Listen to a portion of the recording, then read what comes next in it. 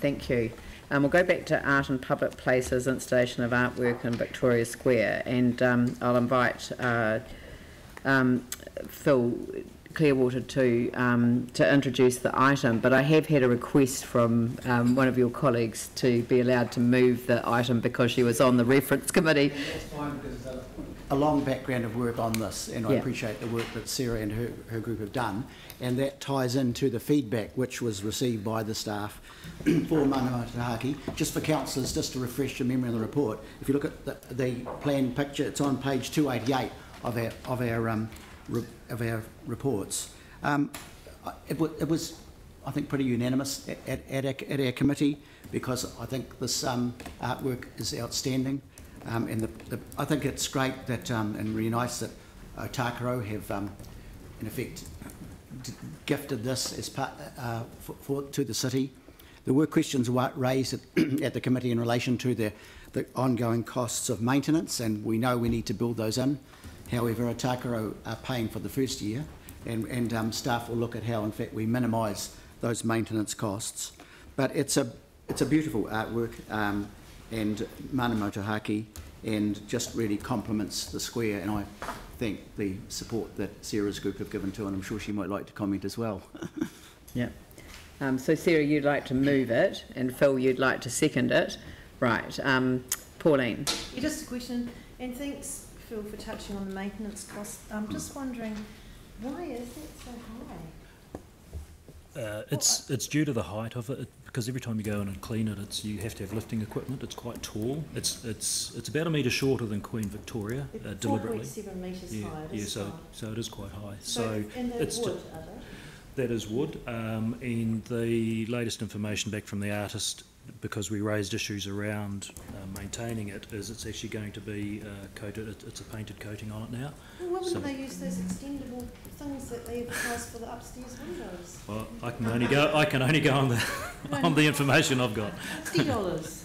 I do think it's high as well. Through a previous request, we are currently looking at the way at the provision of the cleaning services on our artworks.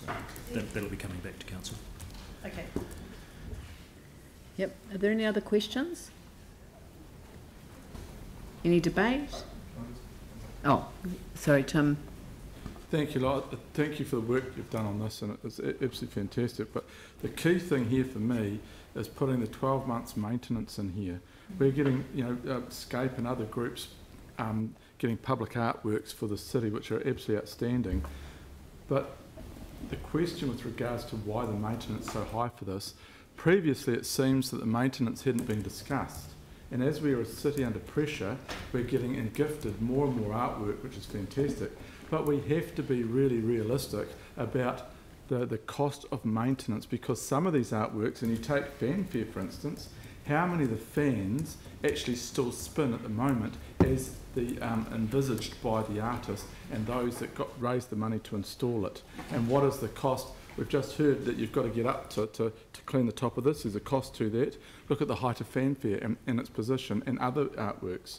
So as a city, as we go forward, and as a responsible city council, we have to have that view, an overview. So thank you to staff for putting this in. It gives us an idea, and obviously we'll be looking at how we can cut the maintenance back. But the maintenance has to match the vision of the artwork as it was installed, and that's the key. So you can only cut so much, but at the very start of it, we've got to be aware of the true cost to the city and the ongoing cost of these works. Thank you. Sarah. Thanks. I'm more than happy to move this and for the city to take ownership of Mana Motuhake, which has been developed in conjunction with Matapōpiri. It makes sense for us to own a sculpture that is in one of our parks. The arts community have been dismayed at the cut in funding for public art such as this in the last 6 months. And so being able to have a new piece, a local piece, where the capital cost is covered, is a really good deal for the city. Public art is controversial, but it adds to the creative city and to our sense of place and who we are. There has been some commentary in the media and social media about the sculpture, so I'd like to give just a brief bit of context as part of the debate. And in 2015, people power prevailed, and the call for a restored Victoria Square rather than a revamped, flattened commercial space was realised through a 2-stage consultation process and final plan. The people of Christchurch were very, very engaged in this process and submitted in large numbers, over 2,000 in the first stage. And in every aspect, from the landscaping and trees, the paths and circular layouts and the lighting.